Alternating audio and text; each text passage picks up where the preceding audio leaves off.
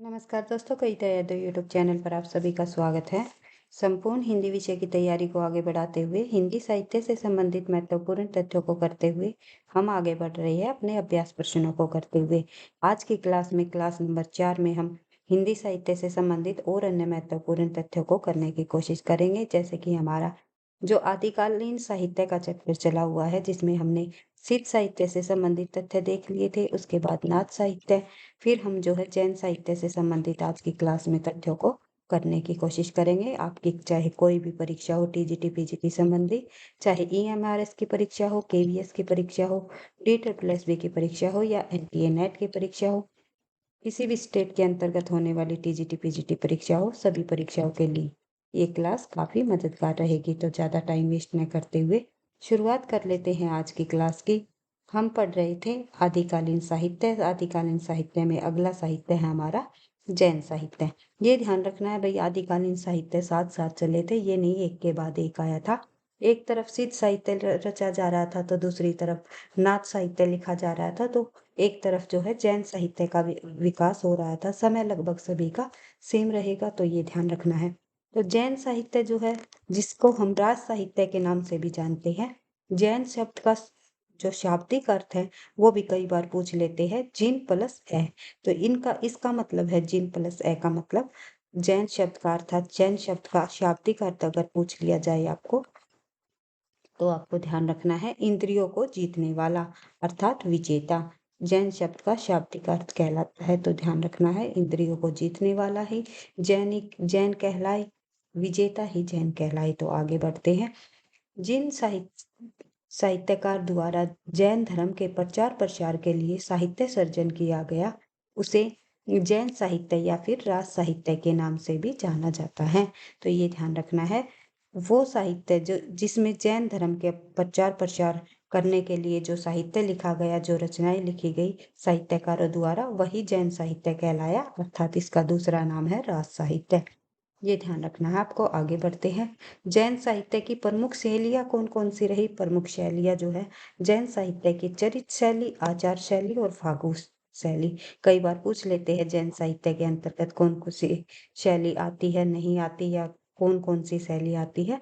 तो प्रमुख रूप से जो है चरित शैली, आचार शैली और फागु शैली रही, और इसे ही आचार शैली का ही दूसरा नाम है रास शैली। इसी के नाम पर रास साहित्य भी जो है इसका नाम पड़ा है जैन साहित्य का, तो ध्यान रखना है। और सबसे प्रमुख रही है ये आचार शैली। अगर ये पूछ लिया जाए सबसे प्रमुख जैन साहित्य में कौन सी शैली रही, आचार शैली, जिसे हम रास शैली के नाम से भी जानते हैं।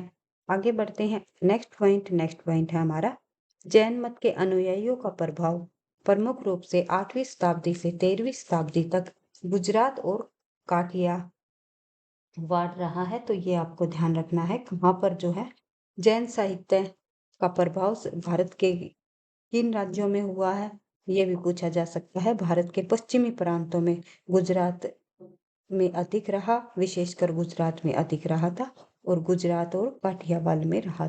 यहाँ चालुक्य, सोलंकी और राष्ट्रकूट नरेश जैन मतावलंबी थे। जिस प्रकार से हमने सिद्ध साहित्य में को देखा था कि सिद्ध साहित्य का जो प्रभाव था वो सबसे अधिक हमारे भारत के पूर्वी भागों में रहा था। पूर्वी भाग अर्थात कि बंगाल, बिहार और असम में हमें अधिक देखने को मिला था, और साथ ही उड़ीसा उड़ीसा भी आएगा इसमें। उड़ीसा के क्षेत्र में भी जो है हमारा जैन साहित्य, सॉरी भाई, सिद्ध साहित्य हमें देखने को मिला। ये हम सिद्ध साहित्य की बात कर रहे हैं। पूर्वी भारत में सिद्ध साहित्य का प्रभाव उड़ीसा, बंगाल, बिहार और असम में हमें देखने को मिला, और जैन साहित्य का प्रभाव हमें गुजरात में अधिक देखने को मिला, और गुजरात और जो है काठियावाड़ जिले में अधिक देखने को मिला। और नाथ साहित्य का तो आपको पता ही है, नाथ साहित्य जो है पंजाब और राजस्थान, भारत के पश्चिमी भागों में ही रहा था इसका भी प्रभाव। तो देखते हैं, बढ़ते हैं आगे अगले नेक्स्ट पॉइंट की तरफ। हम नेक्स्ट पॉइंट में बताया गया है कि जैन साहित्य का प्रभाव भारत के पश्चिमी प्रांत, विशेषकर गुजरात में अधिक हमें देखने को मिला, और जैन साहित्य में उपदेशात्मकता की प्रधानता थी। उपदेश दिए जाते थे भाई जैन साहित्य में, अपने धर्म के प्रचार प्रसार के लिए जो जैन साहित्यकार रहे थे वे साहित्य में हमें देखने को मिला है। उपदेशात्मकता की प्रधानता अधिक रही है इसमें। जैन साहित्य में जैन धर्म के सिद्धांतों का प्रतिपादन किया गया और अहिंसा, त्याग, करुणा जैसे जीवन मूल्यों के कारण यह धर्म हिंदू धर्म से अधिक समीप था। हिंदू धर्म के अधिक समीप माना गया है जैन साहित्य, यानी जैन धर्म के जो सिद्धांत रहे वे अहिंसा, त्याग और करुणा पर अधिक बल देते थे। जीवन मूल्यों के कारण ये हिंदू धर्म से अधिक समीप रहा। इन्होंने कर्मकांड की जटिलता को दूर कर ब्राह्मण और शूद्र दोनों को मुक्ति का अधिकार माना है। आगे बढ़ते हैं, नेक्स्ट पॉइंट हमारा, जैन कवियों ने अपने धर्म से संबंधित जैन महापुरुषों के चरित काव्यों के साथ साथ हिंदू धर्म के लोक प्रसिद्ध आख्यानों को जैन धर्म के रंग में प्रस्तुत किया। जिस प्रकार से जो हमने आगे भी पढ़ा है कि सूफी काव्य में जो है, जो सूफी कवि थे उन्होंने हिंदू घरानों की जो कहानियों को अपनी कथा का आधार बनाया। इसी प्रकार से जो आप कह सकते हो कि जैन धर्म के कवियों ने अपने धर्म से संबंधित जैन महापुरुषों के चरित्र काव्यों के साथ साथ हिंदू धर्म के लोक प्रसिद्ध आख्यानों यानी कि कहानी, किस्सा, वृत्तांत आदि का जो है वर्णन किया। व्याख्यान का मतलब होता है भाई किसी की किसी के बारे में विस्तार से बताना। व्याख्यान कहानी कह सकते हैं, किस्सा भी कह सकते हैं, या फिर वृत्तांत भी इसे कह सकते हैं, या फिर आप इसका किसी भी घटना का जो है वर्णन भी आप कह सकते हैं। आख्यानों को जैन धर्म के रंग में प्रस्तुत किया, तो अपने ही धर्म में जो है इन लोक प्रसिद्ध आख्यानों को जैन धर्म में उन्होंने प्रस्तुत किया, जो है साहित्यकारों ने अपनी रचनाओं के माध्यम से। आगे बढ़ते हैं, तीर्थंकरों के जीवन चरित्रों के साथ साथ राम कृष्ण को अपनी कथाओं का आधार बनाया है। तो तीर्थंकरों के जीवन चरित्रों के साथ साथ और किन कथाओं को आधार बनाया? राम कृष्ण के को भी अपनी कथाओं का इन्होंने जैन धर्म में आधार बनाया गया। कुछ जैन कवियों ने श्रृंगार, शौर्य, नीति, अन्योक्ति संबंधी फुटकल ग्रंथ भी लिखे हैं। जैन साहित्य की भाषा आदिकालीन हिंदी का रूप हमारे सामने प्रस्तुत करती है कि जिस प्रकार अपभ्रंश का प्रभाव है। तो यानी कि कहने का मतलब ये है कि जैन जो कवि हुए हैं उन्होंने जो साहित्य लिखा है, जो रचनाएं लिखी है, वो किस भाषा में लिखी है? तो अपभ्रंश भाषा का अधिक प्रभाव पड़ा है उन पर। अपभ्रंश भाषा में रचनाएं की है। जैन साहित्य की अगर भाषा पूछी जाए तो अपभ्रंश भाषा बताई जाएगी। तो आदिकालीन हिंदी का जो स्वरूप हमारे सामने प्रस्तुत हुआ है उसमें अपभ्रंश का ही प्रभाव देखने को मिला है, जिसमें शांत रस की प्रधानता देखने को मिलती है। और जैन साहित्य में जो है दोहा, कवित और रास छंद का अधिक प्रयोग हुआ है। तो ये भी आपको ध्यान रखना है, शैली दोहा, कवित और रास छंद का अधिक प्रयोग हुआ है। और जो है शांत रस की प्रधानता हमें देखने को मिलती है। ये आपका जब डिस्क्रिप्टिव जो एग्जाम होगा उसमें प्रश्न अगर पूछे जाए जैन साहित्य पर संक्षिप्त परिचय दीजिए, तो इस प्रकार के प्रश्नों में आपको वहां पर लिखने में काफी मदद मिलेगी इन तथ्यों के माध्यम से।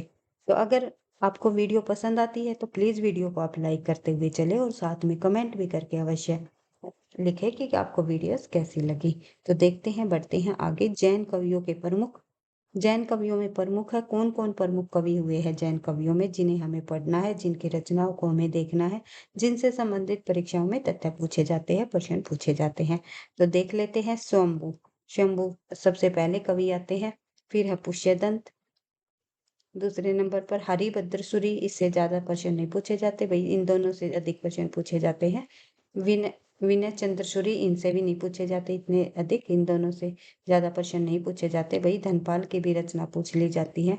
जोइंदो भी इम्पोर्टेंट है, देवसेन भी, शैलभद्र सूरि, तो ये सभी इम्पोर्टेंट है, तो ध्यान रखने हैं। तो वो इन सभी इम्पोर्टेंट इन सभी तथ्यों को हमें करना है, जहां से प्रश्न परीक्षाओं में पूछे जाते हैं, बार बार पूछे जाते हैं।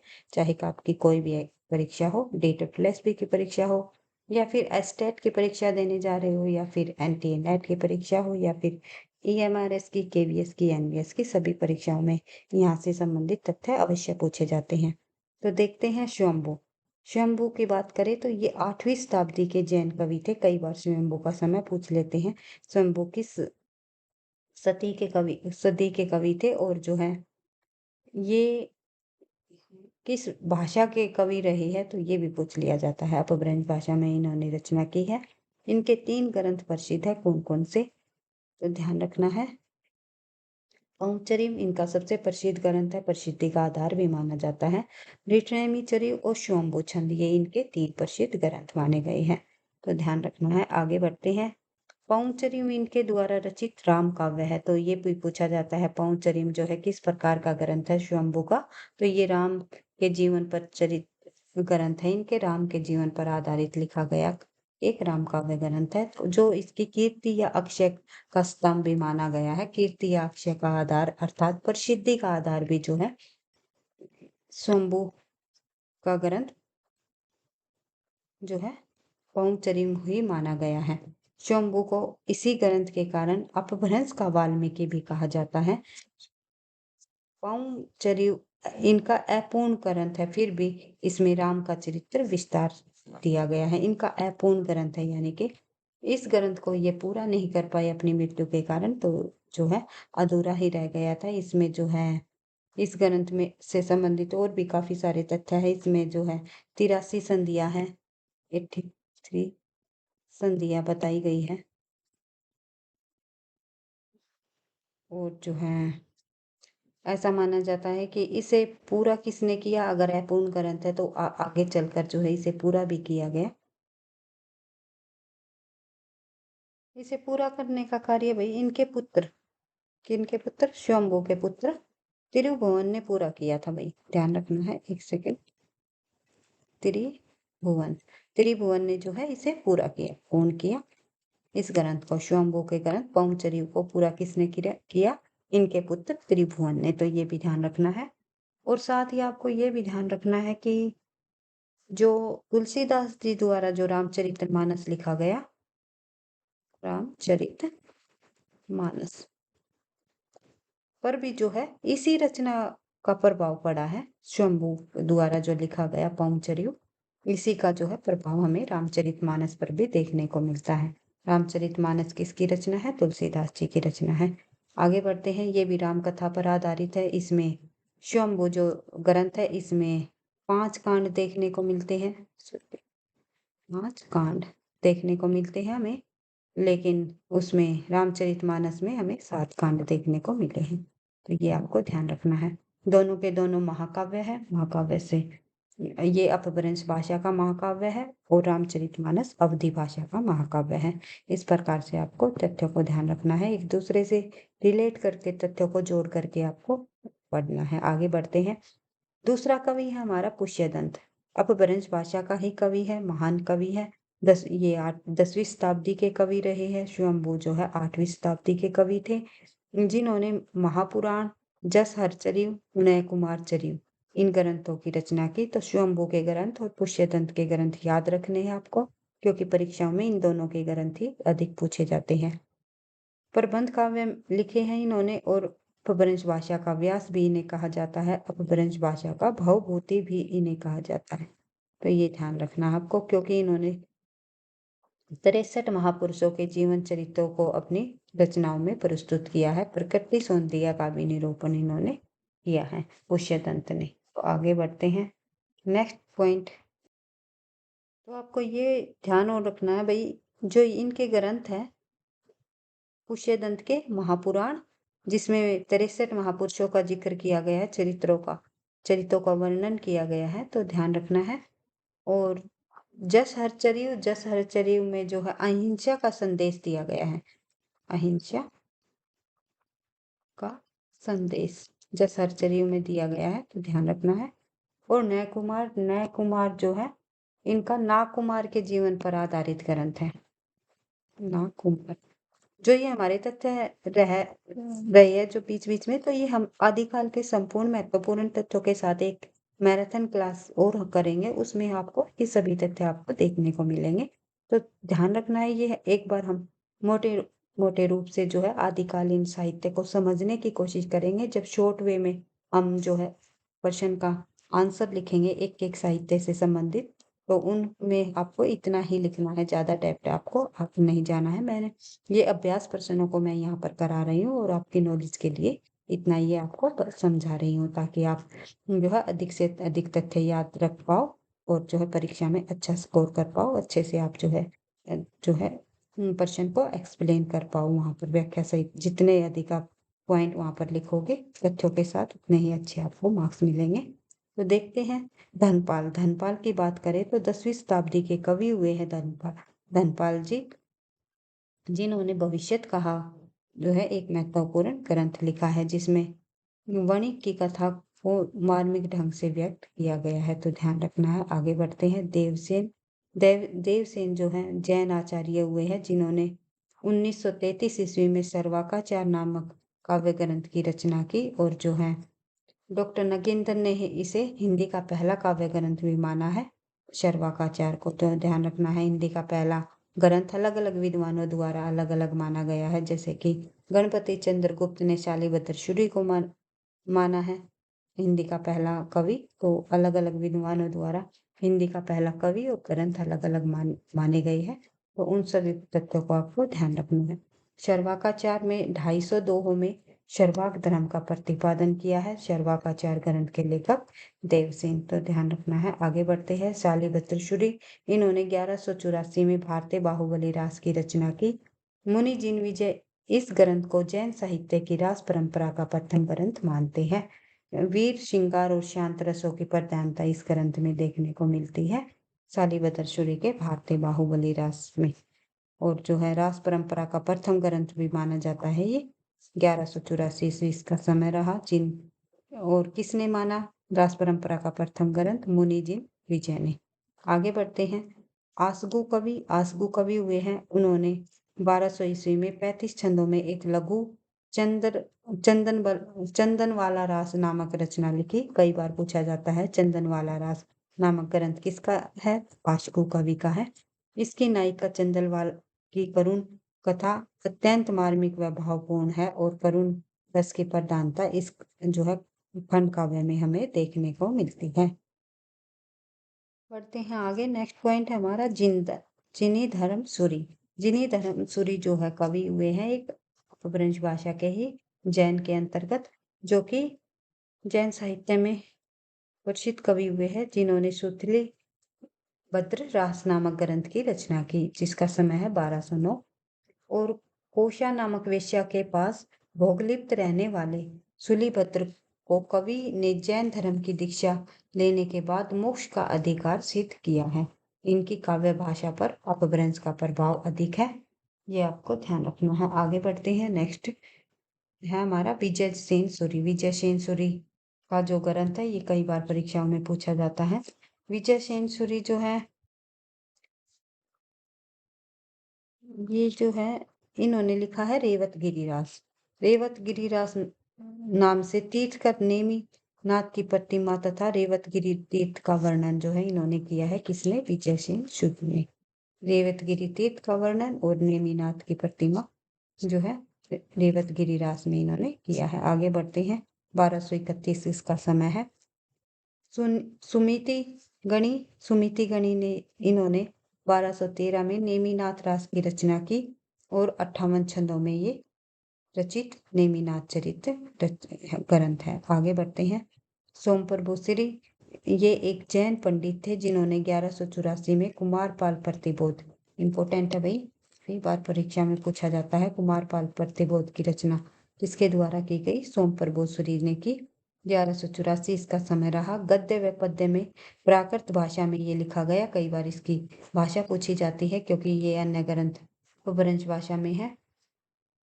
ये ग्रंथ जो है प्राकृत भाषा में भी लिखा गया। अपभ्रंश में कुछ प्राचीन पद जो है इसमें मिलते हैं, जैसे कि इसी में कुमारपाल प्रतिबोध में एक जो पद आपको देखने को मिलेगा जो कि प्राकृत भाषा में है।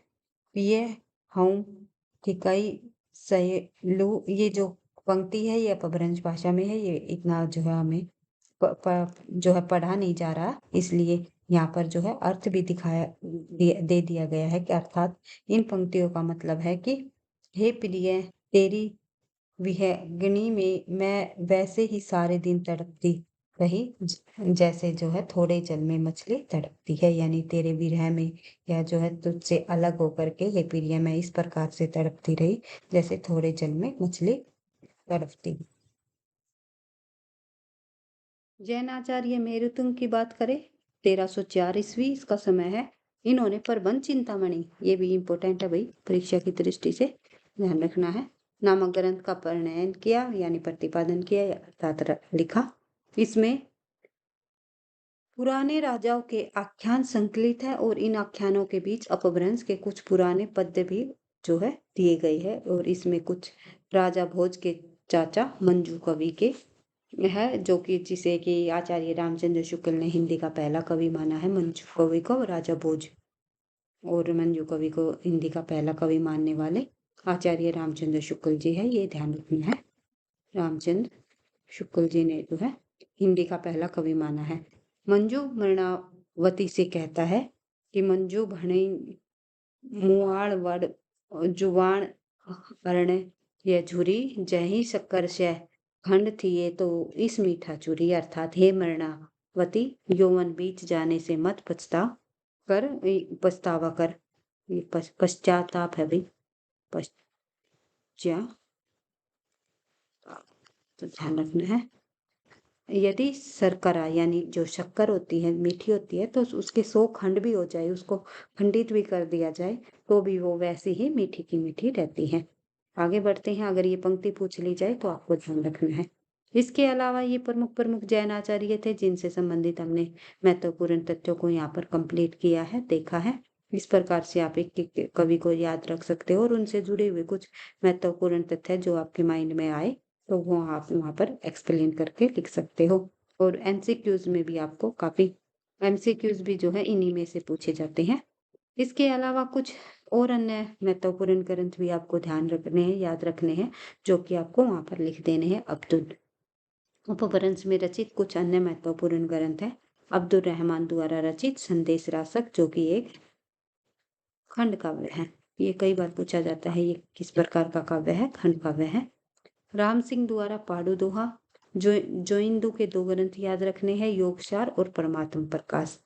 जिनदत्त सूरी द्वारा लिखा गया उपदेश रासायन, धर्म सूरी द्वारा जम्बो स्वामी रास और हेमचंद्र जी द्वारा शब्दानुशासन, जो कि अपभ्रंश भाषा का एक व्याकरण ग्रंथ लिखा है इन्होंने।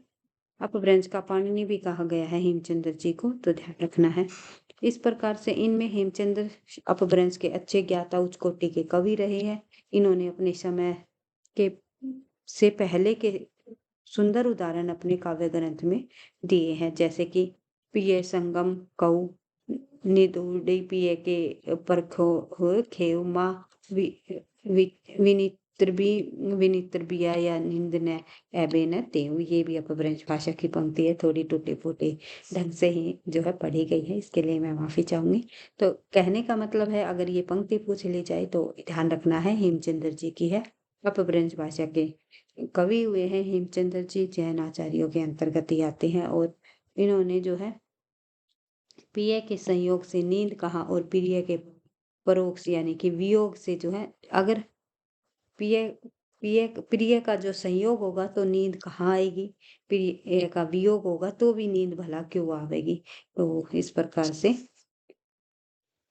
ये है सखी मैं तो दोनों प्रकार के विनिष्ट हुई, न इस प्रकार नींद न उस प्रकार नींद। इस प्रकार से आपको इन पंक्तियों का अर्थ समझ लेना है। आचार्य हजारी प्रसाद द्विवेदी ने जैन से संबंधित जो है जैन साहित्य से अपभ्रंश साहित्य से संबंधित तथ्य बोला है कि आचार्य प्रसाद द्विवेदी ने कहा है कि वस्तुतः छंद काव्यगत रूप वक्तव्य वस्तु कवि रूढ़ियों और परंपराओं की दृष्टि से यह साहित्य यानी जो यह साहित्य अर्थात जैन साहित्य की बात हो रही है, अपभ्रंश साहित्य का बढ़ावा है। अपभ्रंश साहित्य को बढ़ावा मिला है जैन साहित्य के कारण, तो ध्यान रखना है। आगे बढ़ते हैं, कुछ इंपॉर्टेंट एमसीक्यूज हैं जो कि परीक्षा की दृष्टि से काफी जो है आपके लिए काफी हेल्पफुल रहेंगे। तो देखते हैं जैन साहित्य के किन शैलियों का विकास हुआ जैन साहित्य में निम्नलिखित में से हमें रास शैली भी देखने को मिली है, लेकिन रासो शैली नहीं मिली। रास शैली, फागु शैली, छप्पर शैली नहीं थी। उसके अलावा जो है रास फागु चरित, रास फागु चरित, भाई ये 2 ऑप्शन एक जैसे हो गए, तो यहाँ पर हम डी ऑप्शन में कोई और लिख देंगे भाई, रास शैली, फागु शैली और चरित। आंसर हमारे ये दोनों ही सही रहेंगे भाई। यहाँ हम फाग लिख देंगे तो आंसर हो जाएगा हमारा सी। तो सी, रास शैली, फागु शैली और चरित शैली, जिसे रास शैली को हम क्या, किस शैली के और नाम से भी जानते हैं, आचार शैली। अगर आचार शैली, फागु शैली, चरित शैली हो तो भी हमारा आंसर सी होगा भाई। रास और आचार शैली एक ही शैली है, ध्यान रखना है। आगे बढ़ते हैं। जैन धर्म के प्रवर्तक कौन है? तो जैन धर्म के प्रवर्तक आपको पता है महावीर प्रसाद, महावीर स्वामी है। महावीर प्रसाद नहीं भी, महावीर स्वामी है। महावीर स्वामी ने जैन धर्म का प्रवर्तन किया। महावीर स्वामी ने जो अपने जो उपदेश दिए थे वो प्राकृत भाषा में दिए थे, और जो है उनका साहित्य पाली में लिखा गया था। फिर आगे चल के जो है अपभ्रंश भाषा को बढ़ावा मिला था। प्राकृत के बाद अपभ्रंश भाषा का विकास हुआ। तो जैसे कि यहाँ पर प्रश्न पूछा भी गया है कि महावीर स्वामी के प्रवृत्ति जैन आचार्य, प्रवृत्ति यानी कि जो है बाद के आचार्य, महावीर स्वामी के बाद के जो आचार्य हुए थे वे किस भाषा को अपने साहित्य की भाषा के रूप में ग्रहण किया? तो जो महावीर स्वामी के समय में जो साहित्य लिखा गया था वो पाली में लिखा गया था, और प्राकृत में जो है इन्होंने अपने उपदेश दिए थे। और उसके बाद जो हमारा जो साहित्य लिखा गया प्रवृत्ति बाद में, प्रवृत्ति आचार्य ने वो अपभ्रंश भाषा में लिखा। तो आंसर हो जाएगा हमारा अपभ्रंश। आगे बढ़ते हैं। स्वयंभू का समय है, स्वयंभू का समय आप लोगों ने देख ही लिया, 8वीं शताब्दी है स्वयंभू का समय। जिन्होंने पौंचरीव की रचना की, नेक्स्ट क्वेश्चन में ही दिया गया है पौंचरीव किसकी रचना है? तो पौंचरीव जो है, पौंचरीव जो रचना है वो किसकी है? स्वयंभू की।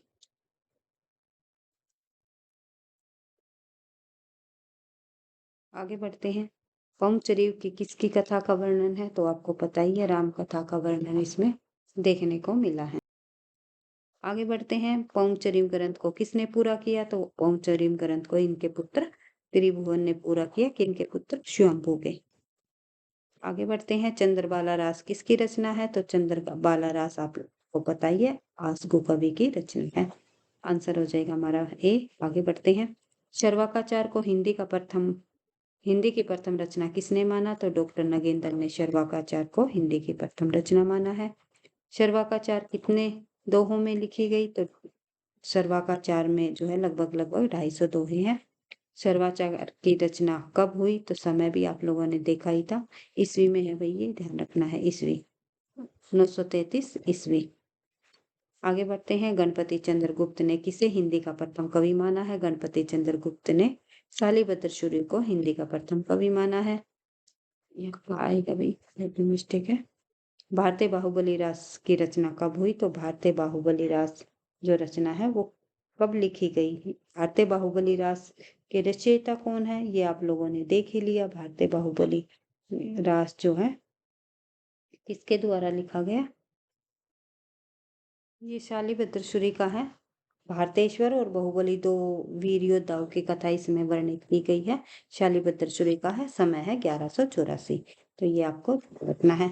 इस प्रकार से आज की क्लास में हमने जैन साहित्य से संबंधित सभी महत्वपूर्ण तथ्यों को कंप्लीट करने की कोशिश की है, जिसे हम राज साहित्य के नाम से भी जानते हैं।